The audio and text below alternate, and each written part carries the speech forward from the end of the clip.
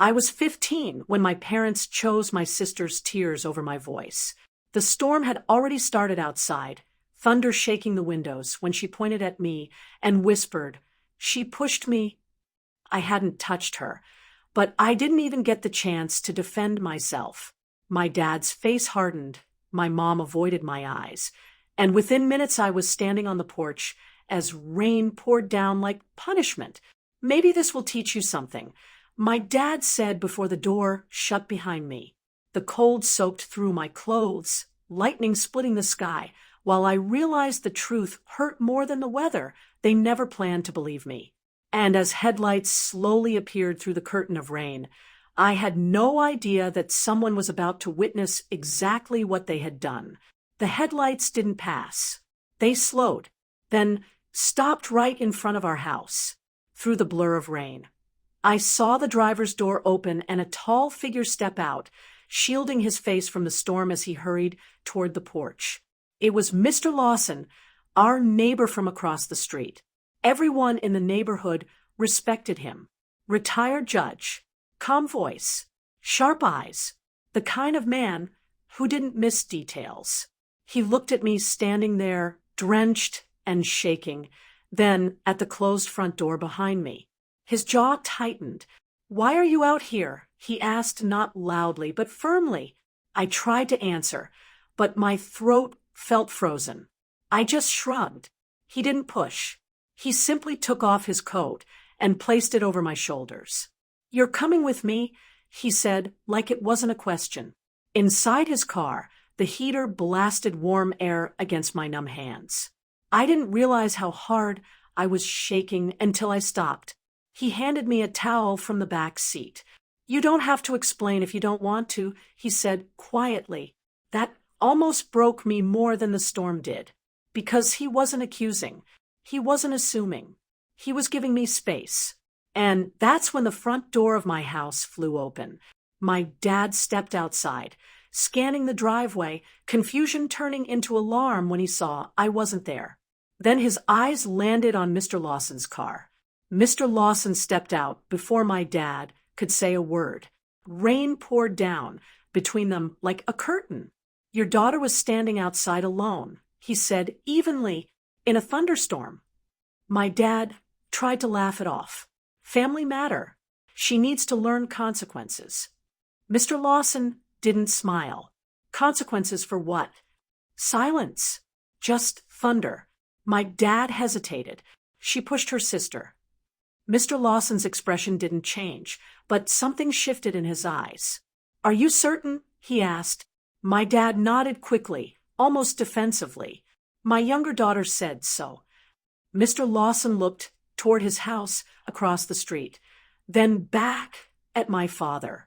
"That's interesting," he said slowly, "because my security cameras face this entire driveway." My dad froze. I reviewed the footage before coming over. Mr. Lawson continued. "Your younger daughter walked outside alone. She slipped on the wet step. Your older daughter wasn't anywhere near her." The words landed heavier than the rain. My dad's face drained of color. That's not possible," he muttered. "It is," Mr. Lawson replied calmly. "I have the recording." My mom appeared behind my dad, her expression confused until she heard the last sentence. "Recording," she whispered. Mr. Lawson nodded. "And since I serve on the Youth Academic Review Board for the private academy your younger daughter applied to, I take dishonesty seriously." The shift was instant. My dad's hands started trembling, not from the cold, from realization. My sister had been begging to get into that academy. Interviews, recommendations, character evaluations. And now the word dishonesty hung in the air like thunder that hadn't struck yet. "I'm not here to threaten anyone," Mr. Lawson added. "I'm here because leaving a 15-year-old outside in dangerous weather without verifying the truth is not discipline. It's negligence." My mom's hand covered her mouth.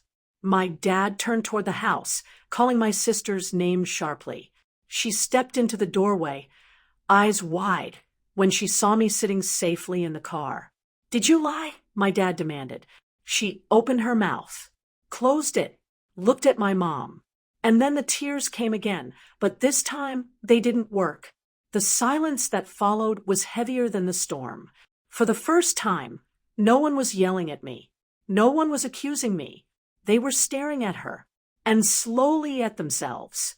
Mr. Lawson opened the passenger door and offered me his hand so I could step out under the shelter of his umbrella. I stood there, soaked but steady, while my parents looked at me like they were seeing me clearly for the first time. "I expect an apology," Mr. Lawson said quietly, not to me, to them. My dad swallowed hard. His voice cracked slightly when he spoke. We didn't know." Mr. Lawson's response was calm but sharp. "You didn't ask." Thunder rolled again in the distance, softer now. The storm was moving away. My sister finally whispered, "I'm sorry." But it wasn't to me. It was to my parents, because she understood what this meant.